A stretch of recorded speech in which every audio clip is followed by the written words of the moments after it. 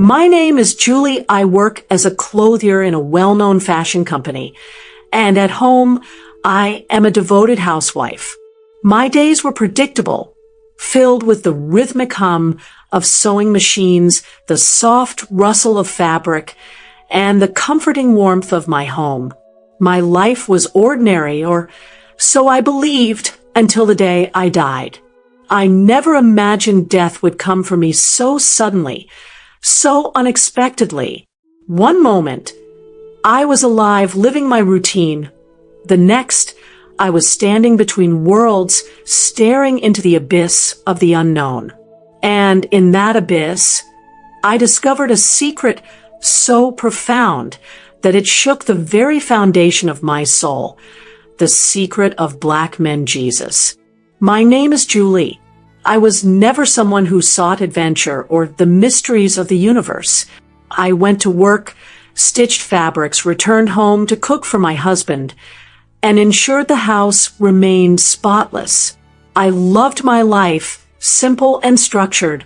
On the day of my death, everything seemed normal. I woke up, prepared breakfast, and kissed my husband goodbye. The office was bustling with designers, their chatter mixing with the scent of freshly cut fabric. Deadlines loomed, and I was drowning in work. At lunchtime, I felt an odd sensation in my chest, a tightness, a whisper of pain. But I ignored it. I was healthy, wasn't I? I brushed it off as stress. I continued working, my hands expertly guiding the fabric beneath the needle of my machine. That was my last memory of the living world.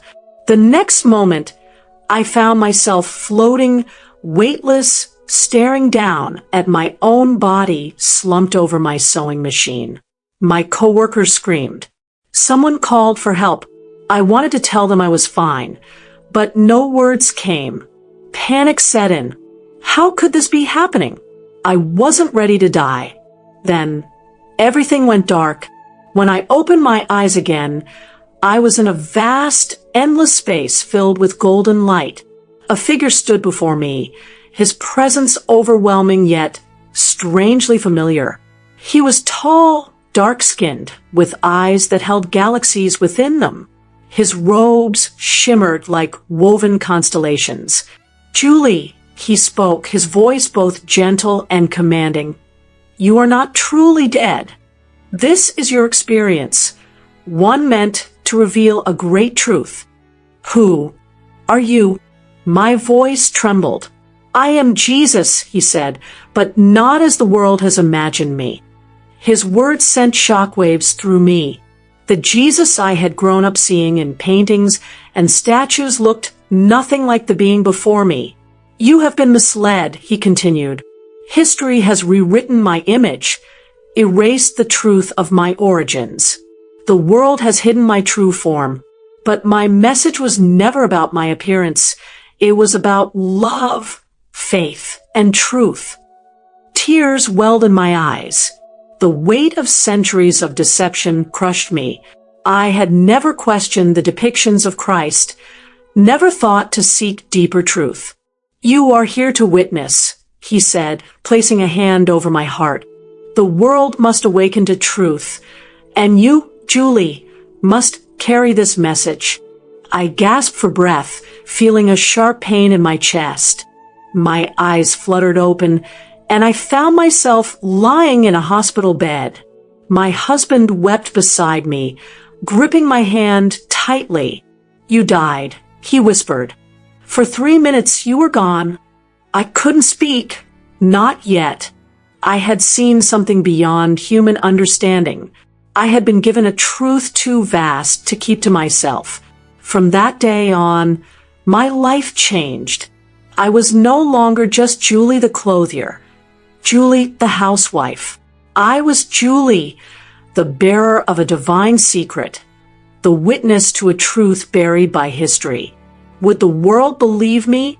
Would they listen? That was a burden I would carry, but I knew one thing for certain.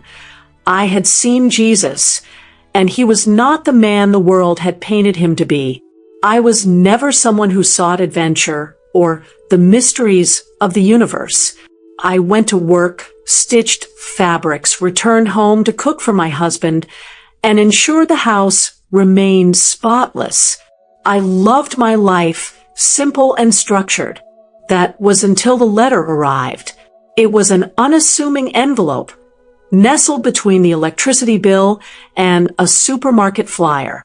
No return address, just my name, written in an elegant script that seemed oddly familiar. I turned it over in my hands, hesitant to open it. The air in the kitchen felt heavier, as if my world would shift the moment I pulled out its contents. With a deep breath, I tore the envelope open. Inside was a single piece of aged paper, its edges slightly frayed. The ink was smudged in places, as though written in haste. My hands trembled as I read the words. I blinked at the letter, confusion twisting in my mind. The name, or rather, the initial, meant nothing to me. Who was M?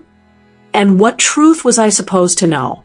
That evening, I said nothing to my husband Charles as we ate dinner.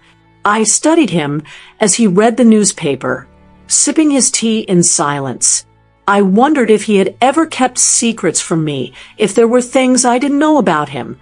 But no, our life had always been predictable, ordinary. The idea of mystery creeping into my existence felt absurd.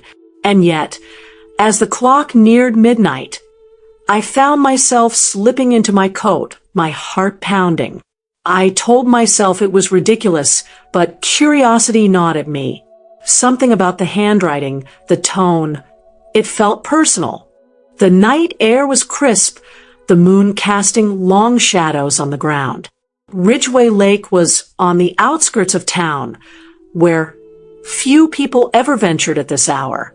As I neared the old willow tree, my breath caught. A figure stood beneath its drooping branches, shrouded in darkness. I hesitated, then stepped forward. "Who are you?" I asked. The figure turned. My stomach twisted. It was a woman, older, but her features were unmistakable. Her sharp green eyes, the faint scar above her left eyebrow, the way she held herself. She looked exactly like me. A cold shiver ran down my spine. "You came," she said, her voice hoarse, filled with relief. "I wasn't sure you would." I took a shaky step back. "Who? What?" she sighed. "There's no easy way to say this, Julie, but I am you. Or rather, I was you a long time ago." I couldn't speak. My mind reeled, trying to grasp the impossibility of what she was saying. She smiled sadly. "You don't remember because they made you forget. But I did what they feared most. I found a way back." I shook my head. "This is crazy. You're lying." Her expression darkened. "Think, Julie, haven't you ever felt like something was missing? Like your life was too perfect, too structured, too controlled?" My breath hitched. Hadn't I wondered about that sometimes? How my days blended together so seamlessly, how I never truly questioned anything. She stepped closer. "They erased your past, our past. But I broke free, and now I'm here to help you remember." I swallowed hard. "Remember what?" She exhaled, her eyes searching mine. "Who we really are." The wind howled through the trees, and suddenly I wasn't sure if my life had ever truly been mine to begin with. The hum of the sewing machine had always been a comfort to me, a steady rhythm that kept my mind focused as I stitched fabric together with practiced ease. The factory was hot, the air thick with the scent of thread and machine oil. My coworkers and I worked in near silence, the occasional murmur of conversation lost beneath the whirring of countless sewing machines. I don't remember feeling dizzy. There was no warning, no pain, just a single blink, and suddenly everything had changed. The next moment, I found myself floating, weightless, staring down at my own body slumped over my sewing machine. My coworker screamed. Someone called for help. I wanted to tell them I was fine, but no words came. I tried to move, to reach out, but my limbs weren't there. Or at least they didn't feel like they were. I wasn't exactly a ghost, at least I didn't think so, but I was something else. An observer, a passenger. From above, I watched as Marta, the floor supervisor, rushed over, shaking my shoulders. Sarah, wake up, she cried. Another coworker, Luis, was already on his phone, his hands trembling as he spoke into the receiver. She just collapsed. We need an ambulance now. I hovered there, helpless. A part of me felt panic rise, but another part, the part that had separated from my body, felt eerily calm. It was as if my emotions had been muted, my physical sensations erased. Then, a new sensation washed over me, a pull like an invisible current dragging me away from my body. It wasn't painful, but it was insistent, like a tide pulling me toward an unseen shore. I resisted. I didn't want to leave. My body was still there. I could hear my friends shouting my name. I had a life, a family waiting at home, unfinished dreams, unspoken words. But the pull grew stronger. Before I knew it, the factory floor began to blur. The sounds faded into an eerie silence. And then, darkness. When I opened my eyes, I was standing in a place I did not recognize. It wasn't the factory, nor was it a hospital. It wasn't anywhere. The space around me was vast and empty, like a sky without stars. A soft glow surrounded me, but there was no visible source of light. A figure stood ahead of me.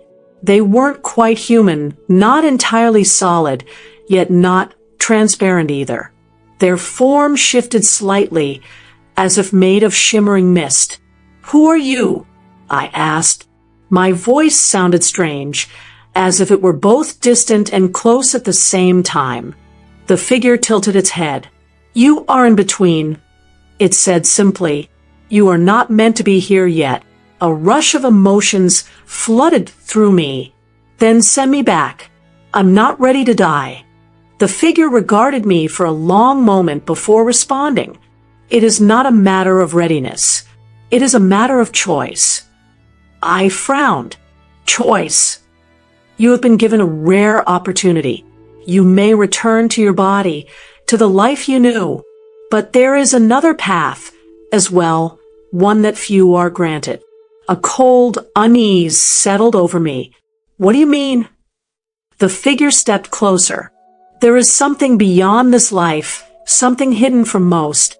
A place where those like you, those who have briefly touched the veil, can exist in ways others cannot. You have seen what lies between life and death. You have felt the weightlessness of a spirit unchained.